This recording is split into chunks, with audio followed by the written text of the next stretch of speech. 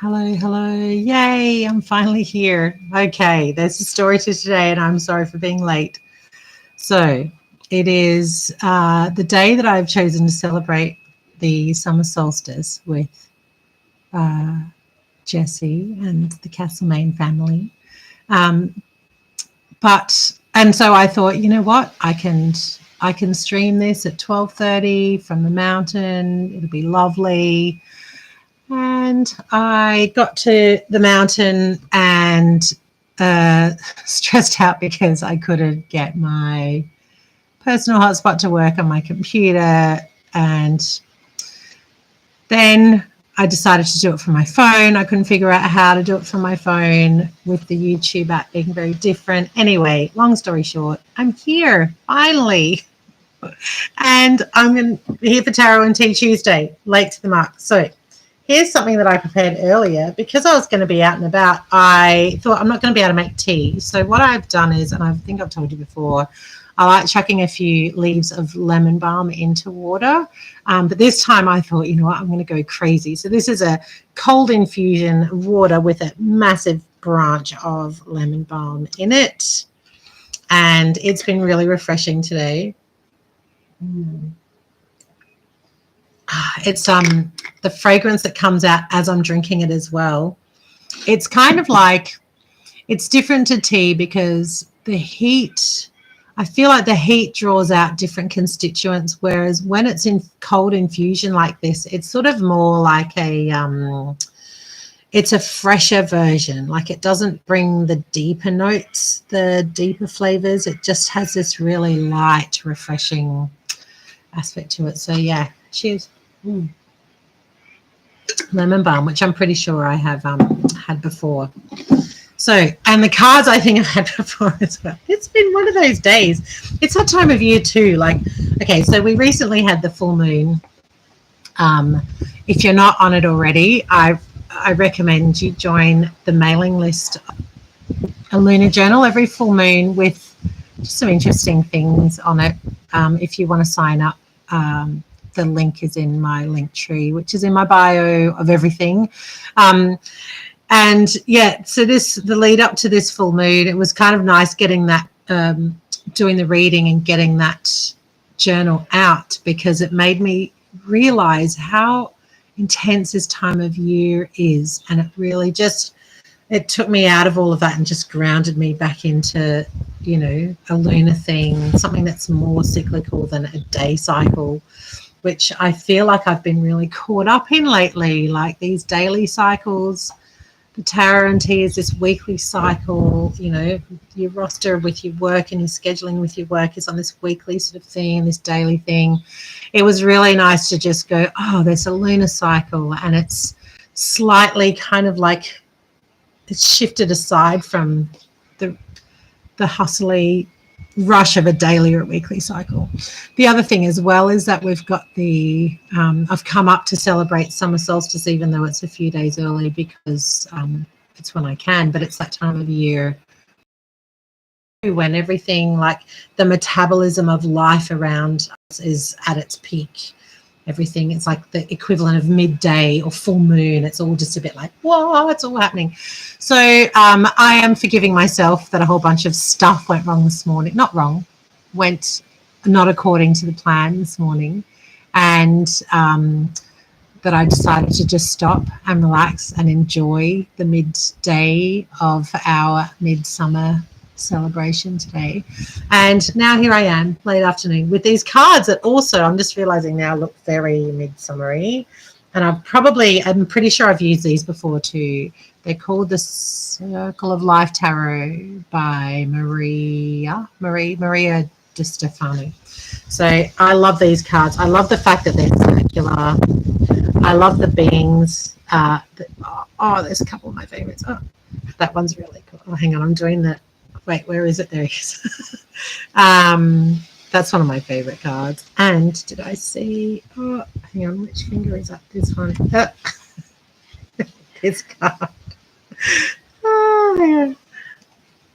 This way. This one is one of my favorites too. Hang on. Oh, look at that. The imagery is just incredible with these cards too. Like, The solid, mad symbology happening right there.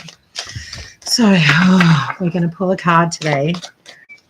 We're going to be thinking about this solstice. So I've come up to the mountains. I like to, so Jessie and I now have this thing built into our Wheel of the Year calendar where we head to Leanjanuk, or Mount Alexander, as the colonists call it, to go and find an invasive weed to the area, but a very significant herbal medicine to us called St. John's wort or Hypericum. I can't remember, but it's a Hypericum.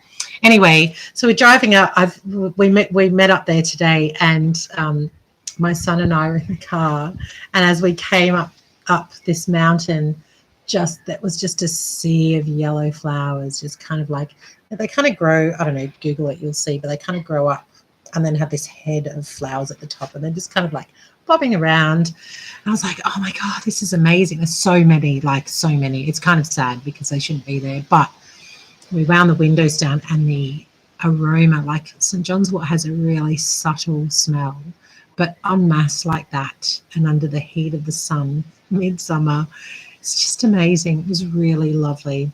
So yeah, that's what we did this morning, pick those yellow flowers. And it's a nice thing to do with someone every year. Like, it's become this really lovely thing that I look forward to every year. And with what we can harvest, we can make more than enough medicine for ourselves and our family and our extended family. So yes, St. John's wort, highly recommend you getting on that for midsummer. But yeah, the yellow, this is the yellow of that, and I feel like I want to have a look at, so the idea, that one thing I like about St. John's wort is it's got that kind of like, creates it's a soothing, healing balm for the skin. And it's also, a lot of people know it as a mood stabilizer. Energetically, for me, this plant it brings that vibrancy of midsummer into us at any time of the year. So it allows us to express without fear. It brings a warmth into the depths of us, no matter what time of year it is, a warmth in terms of not necessarily temperature, but just that feeling of warmth. And when you make medicine out of it, the oil, I infuse it with castor oil. That's my favorite topical remedy at the moment, is castor oil with St. John's wort, and it's bright red. I think they call it fire oil. No, what is it called? Red oil. It's so, the color is just amazing. So just to even look at it in the middle of winter really reminds you of that feeling of summer. So anyway, I want this. No one asked me any questions about today's read, but what I really want for myself, which I'm going to share with all of you, is I want to see what is happening at this time of the year that I can sort of distill into some essence that I can take forward with me. So let's see what card comes out.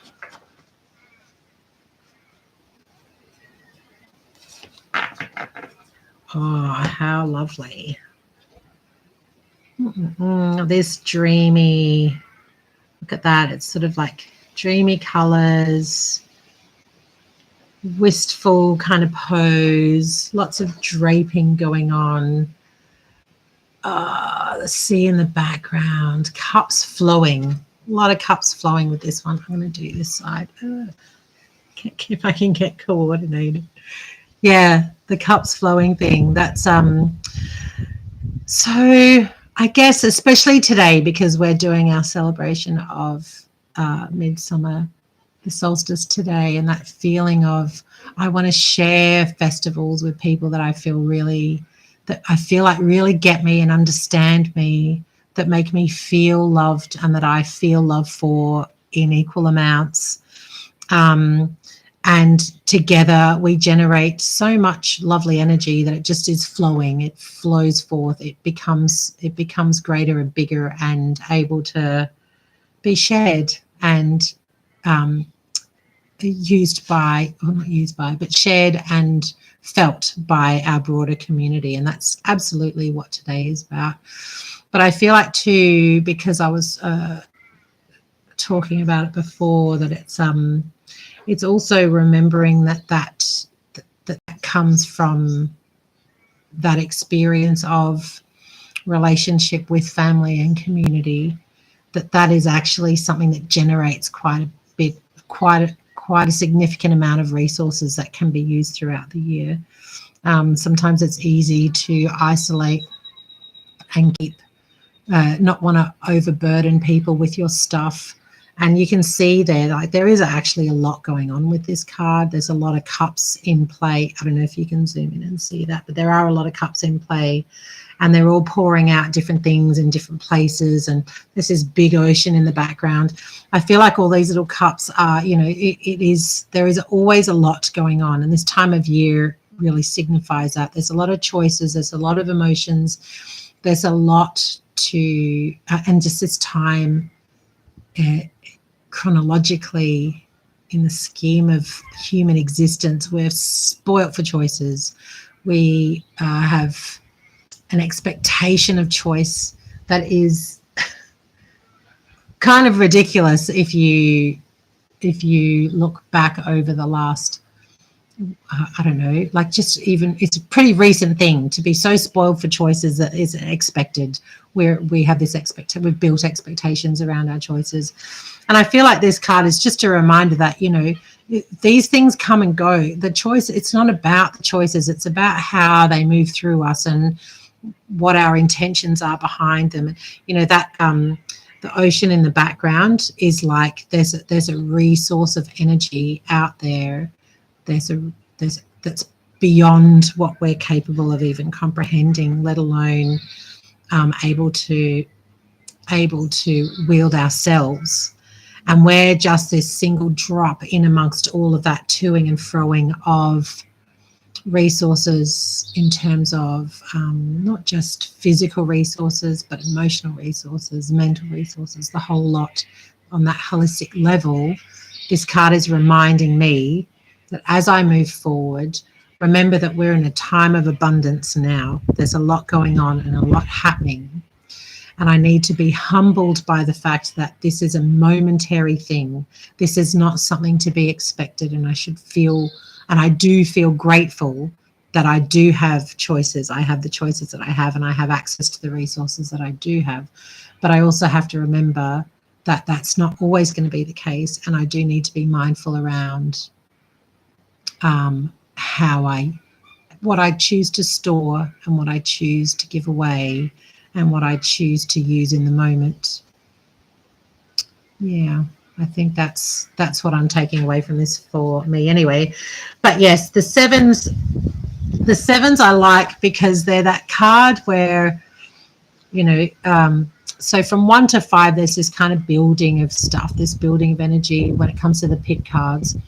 When you get to 5, there's a conflict. Things have been building and moving in a particular way, and then you're met with this conflict of like, oh, the way you thought things were going, it's not happening anymore.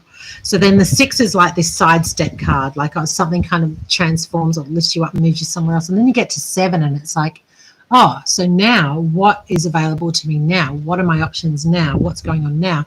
In this one in particular with the cups, it's to do with emotions and how we sort of flow with our emotions, our dreams as well, the illusions that we choose to hold on to. But the 7s is essentially about that, like looking at what options are available. And then with the 8s, it's about starting to reach for what, like, to narrow down those choices and reach for what we would like, given what we already know and where we've come from, how we've come to make those choices in the first place. And then the 9s are like, you know, feeling content because you've made the choice and you've made the move towards it. And then 10 is the accomplishment of everything. But these 7s, they're really great because it's like everything's sort of laid out for you again. You're laid out for you to be able to see really clearly. And that kind of matches with the midsummer thing. It's a time of like peak illumination of light, the longest day, all of those things. Everything's kind of worn out outside. It's worn on your shoulder, worn on your sleeve, I think the saying is. But yeah, everything is expressed openly, or can be. There's not as much fear around being open with your expression because everything's surrounded by light for a lot longer than normal. So on that note, and with the cockies in the background, happy solstice. I will actually probably be doing the next tarot and tea right in the thick of solstice, but this is the day I'm choosing to celebrate solstice with family and friends. So cheers, and see you next week, where I'll be back to my studio and at 12:30 instead of, what time is it now? 5:30. Cheers.